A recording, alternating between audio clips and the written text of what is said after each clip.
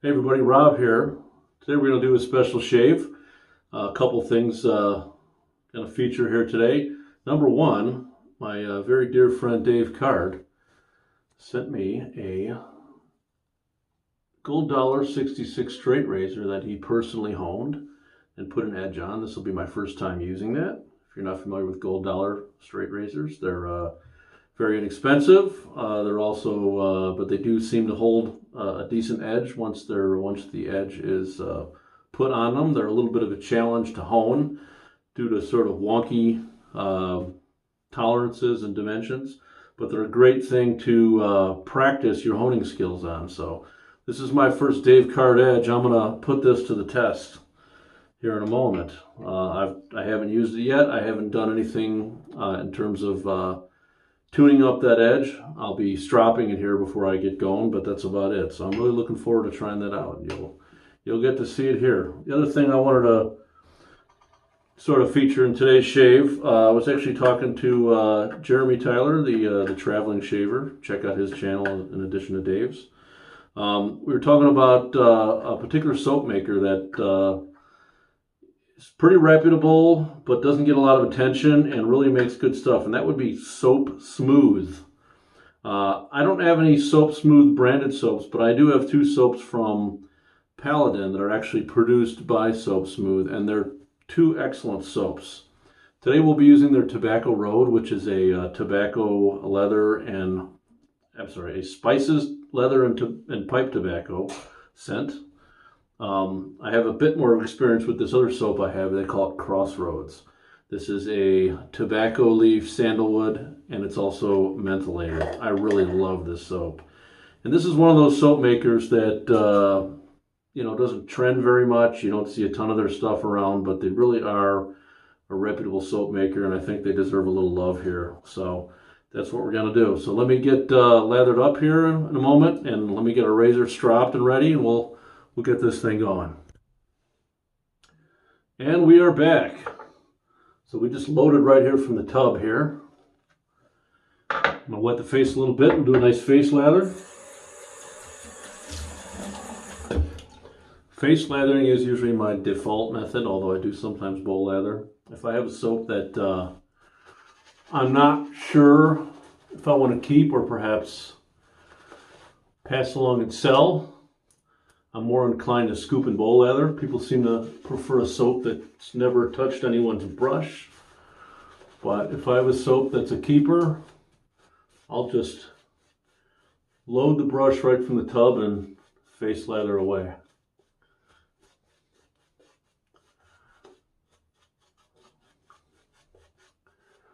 And I find this soap pretty easy to lather. I let it bloom a little bit with some water, and I loaded it for about a good 10-12 seconds. That's all it took.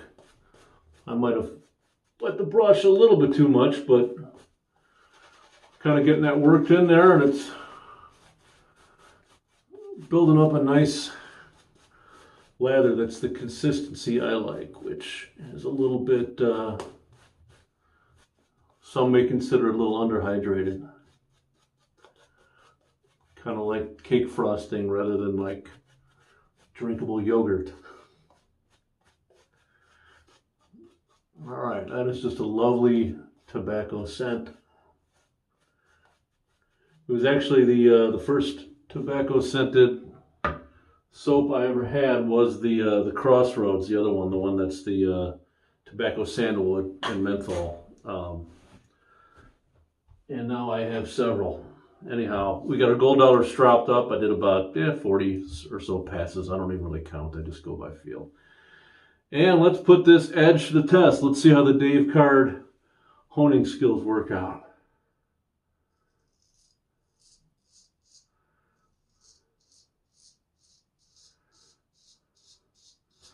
Feels really nice on the cheek. It's I believe this is considered a full hollow grind. So it sings a bit when it hits those whiskers. This looks like about a 6/8.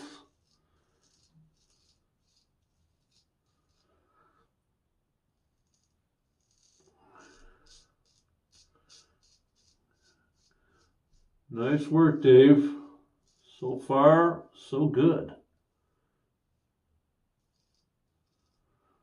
Kind of works through everything with ease. Getting a little lather up the nose there. I don't need to be breathing that in. Okay.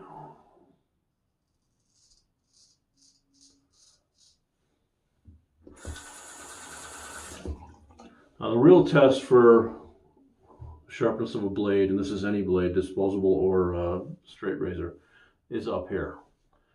If it feels, even a decent blade is going to feel tuggy for me up there. So let's see how we did here. No tugginess whatsoever.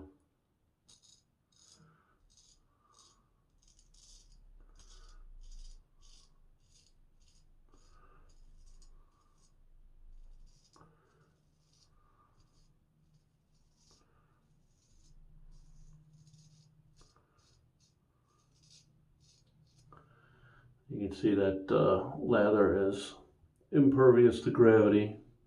That's how I like it. Except like a little cake frosting. And yeah, it's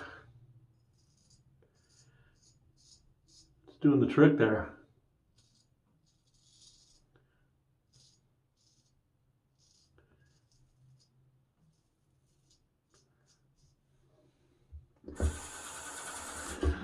There's always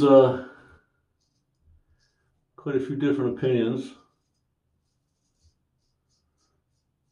and very strong opinions amongst straight razor users about the grind type and what's easier, what's more forgiving, what's quote unquote better.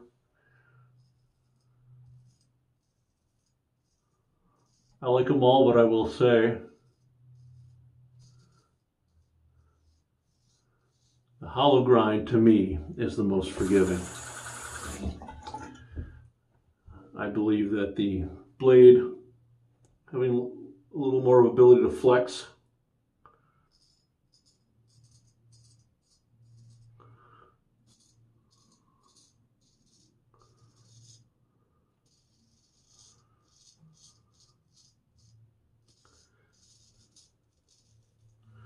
the blade being a little more easier to flex makes it a little more forgiving on the contours of the face. And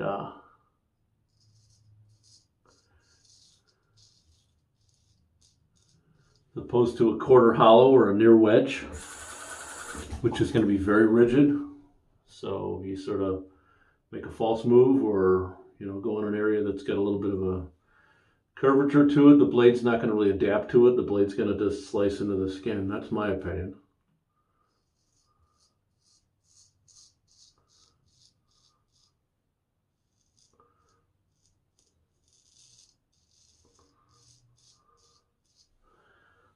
Real good edge, Dave. I gotta hand it to you.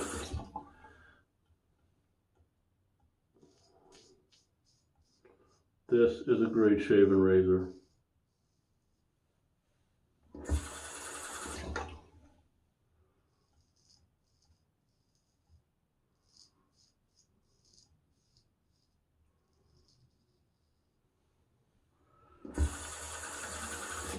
Let's see if we missed anything here.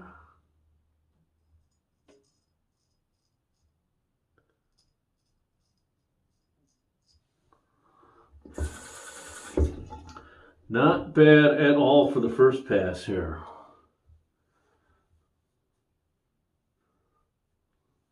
Just took it right off.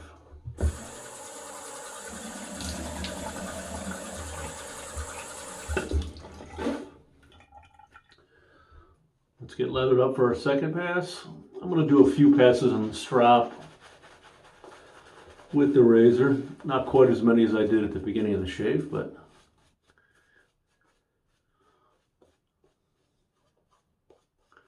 I don't have that strop within the camera's field of view. Apologies for that, but it isn't going to take me long. All right. And I typically do go on a bit thinner for second pass and any subsequent passes.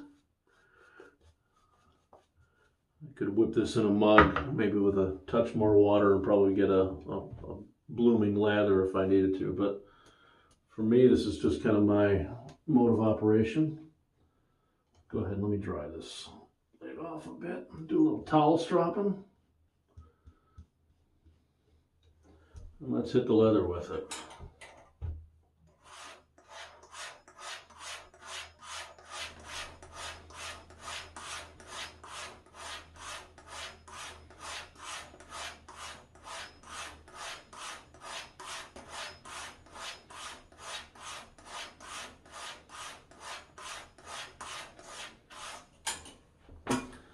Can't say I've really done an experiment to see how much a difference it makes to strop between passes, but I can tell you it's not going to hurt anything.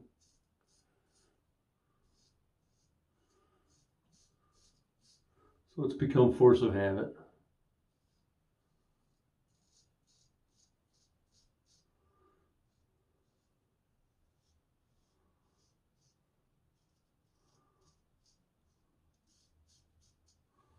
That feels great. All right.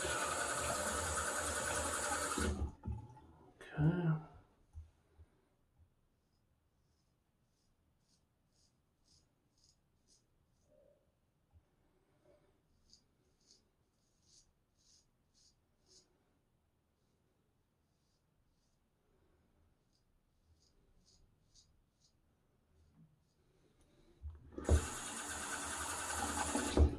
So if you're new to straight razor shaving, and probably more importantly, if you're new to honing and are interested in learning how to hone straight razors,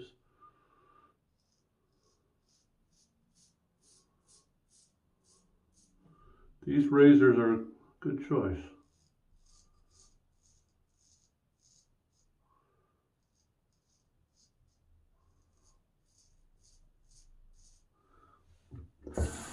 They're certainly inconsistent. You can get a batch of 5 of them and they're going to be completely different animals, but every one of them in some way is a little wonky in the geometry, and it's a great training tool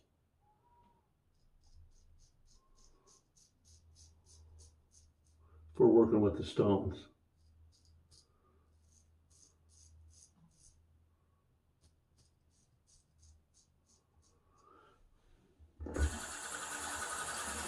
Because once you've learned how to get yourself a nice good edge with a nice even straight bevel on one of these, which is going to take some correction from the factory edge, you get a razor that has good geometry, somewhat tight tolerances, precision, if you will, and you'll be amazed at how easy it is to hone that razor.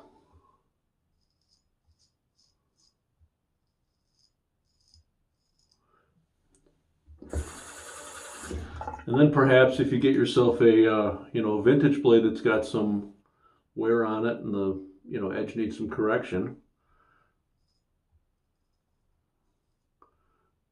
you may be prepared for it.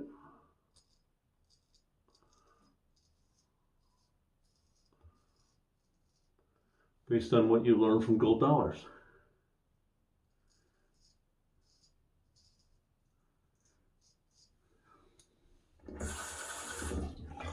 I think most people, even the purists, would agree with me that gold dollars can serve a great purpose as a teaching tool, learning tool.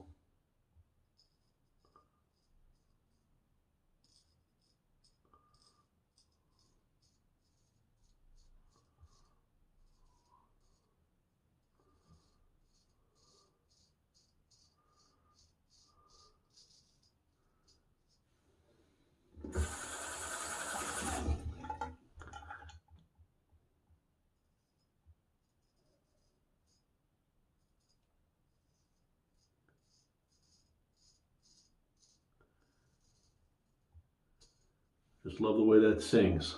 All right. in pretty good shape. We got damn near a baby smooth shave on the cheeks.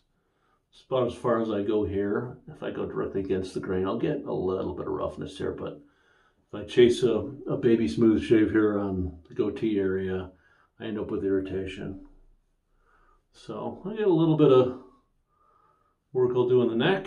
That's my typical mode of operation, and I usually get these, this cheek especially, the hair kind of cuts to the side, so a real ATG pass involves basically a sideways stroke. There's a little of that over here, but at least by the sideburn, so we'll get that going.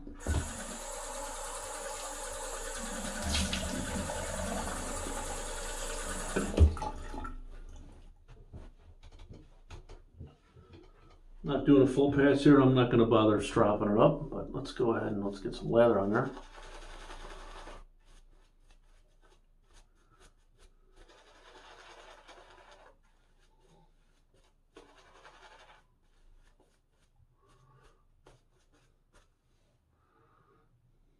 Okay.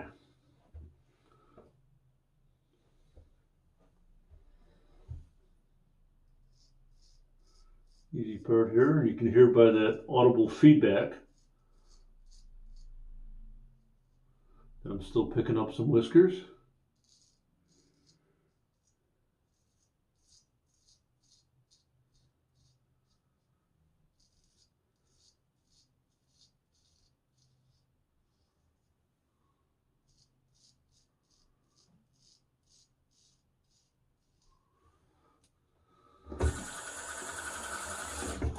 There's been a fair amount of debate, again, within the straight razor community especially. There's a lot of strong opinions.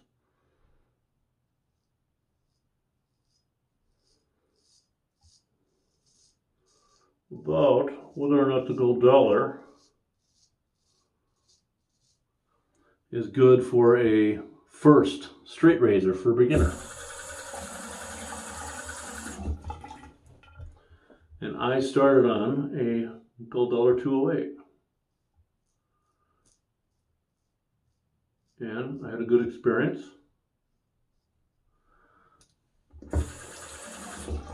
I would say in hindsight, the same money would have been a better value if spent on a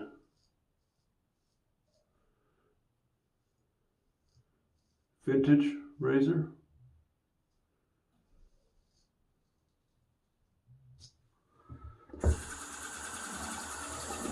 I was one of those people who we do have a little bit of weeper here, but that's not the blade's fault. If anything, that shows how sharp and dangerous this blade is. That was operator error. That's me.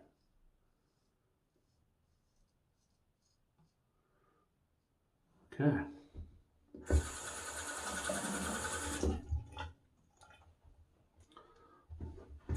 That's off.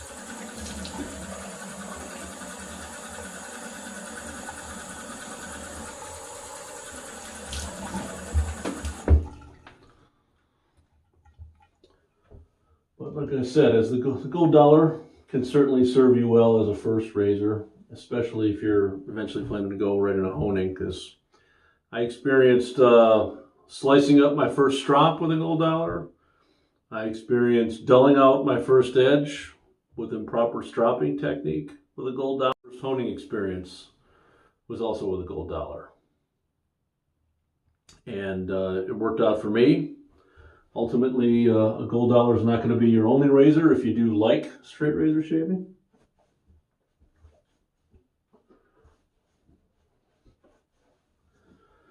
All right. It's my understanding too that there have been some people that have been pretty innovative about modifying gold dollars and making different types of points on them and stuff. So they're fun. And if you try it and you screw up, who cares? It's an inexpensive razor. We're finishing off today's shave with the my favorite post-shave product, the Hendrix Classics & Co. Shave Balm. I do not have a matching splash. I don't think they make a matching any type of post-shave product for these Paladin branded soaps made by Soap Smooth. So I'm finishing it off with The Havana Breeze Julio's Reserve, named after our friend Julio Giuliani, who passed away several months ago. But that's a tobacco scent. 2 drops here in the balm. Move it around there.